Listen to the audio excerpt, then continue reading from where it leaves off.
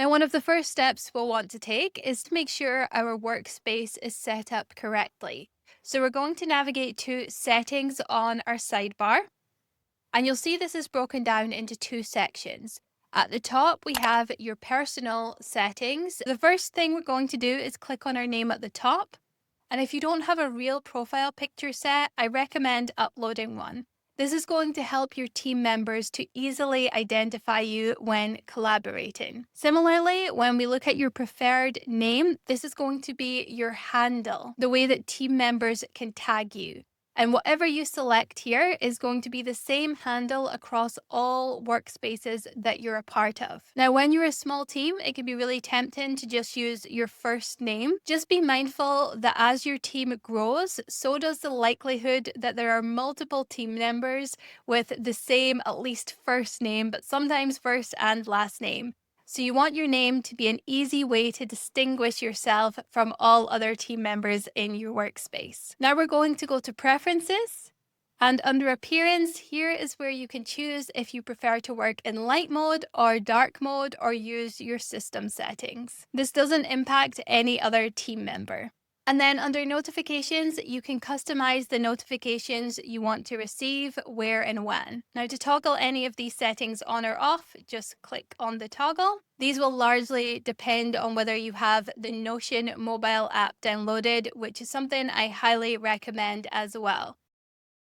Underneath, we have your workspace settings. And what you see here will depend on your subscription plan. So we'll start off at General for now. The name of your workspace, this is what's going to appear in the top left-hand corner. So I'm going to call this Business Ops. And you'll see it automatically gives you an icon based on the first letter of your name. But you can click in here, you can add a favicon, you can add an emoji, an icon, whatever you like. And then under public settings, you can choose if you want to allow anyone with a work email to be added to this account. Just exit out if you're not happy with that. Scroll down and then select Update. Now, if you require HIPAA compliance, this is something available on the Enterprise plan. You would just come into your workspace settings under General and click Activate. And this will require you to sign Notion's Business Associate Agreement. So if you click Accept here, you can go ahead and do that. I don't need that, so I'm going to click cancel for now and come back into the settings of our demo account here. The People tab is where we manage all of our team members and anyone we have given guest access to. So the difference between members and guests are simply that members are paid and they can access whole sections of our workspace. Whereas with guests, we tend to invite them to an individual page. So we'd use these more for external contractors, or if we wanted to share certain information with a specific client, we'd invite them to the page, not the workspace. Now, guests are free, members are paid, but that's because they have a lot more access. Now, you can add guests from the People tab. You would do that at page level, but once they have been invited to a page, they will appear in this guest section. You'll see their name, their email, and you can also see what they have access to. From here, you can click the three dots and either upgrade them or remove them from your workspace. Members is where you add all of your team members, so you can add members directly from here. You'll see what team spaces they have access to, what groups they're a part of, and what role they have in the workspace as well. We have the option to create groups. This is really for managing workspace permissions. Rather than granting access to each individual, we can create groups and say this group of individuals has access to these team spaces or these pages. So to do that, we can just hit create a group. You see I've got marketing here. We'll call this one sales and click on the drop down here to add a member. And you would just select members of your workspace that belong in this group. Select add. And then you'll see here that it says what team spaces this group has access to, and then how many members are in it. Of course, you click on the drop down to see the individual members. And then we have contacts. So you have the option to connect to Google or Slack and import contacts if you wish. Now we've touched on team spaces. This is another way for us to organize information and manage permissions. If we click off our settings for now, you'll see that we have one team space here in our team space section. We always have to have one default. I can click on the three dots here to adjust my team space settings here. It brings up my team space tab. I'm going to just change this to HQ under general.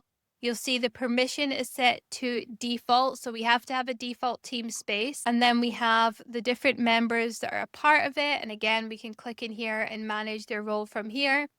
And then security levels as well. So let's add another team space so you can see how the permissions work. I'm just going to hover over the team space section, click on the three dots and add new team space. I'm going to call this one marketing. Sticking with our example, I can give it an icon here. I can add a description if I wish, and then I can set the permissions for this team space. Default means that anybody in the workspace has access to this. Open means that anyone could see and join this team space, but they don't have access to it right away. Closed means that everyone can see that this team space exists, but not everyone can join it. They have to request access.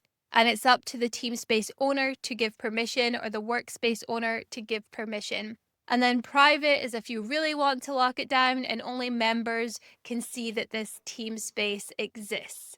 So let's say you had a board of executives that had access to a team space. That would be an example of where you might want that to be private. So I'm going to just leave this for now. We're going to do closed. You'll see again, I'm given the option to invite people, but I'm going to skip for now.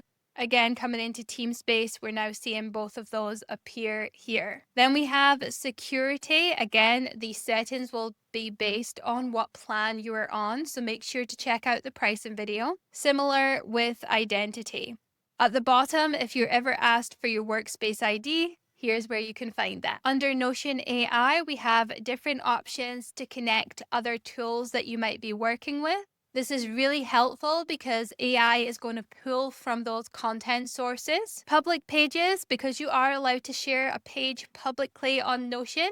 This is where these will live. You can click in and see the site, and you can also click the three dots to update or delete it. Under connections, you can click on Workspace and add even more connections to your workspace. And if you ever want to import content from another tool, especially if you're migrating, there are some options for you to do so here. This lesson has been part of our Navigating Notion series. You will find access to all links and resources in the description below. And if you have any questions at all, please do leave a comment. I'm here to help. If you'd like to continue watching, I recommend this one next.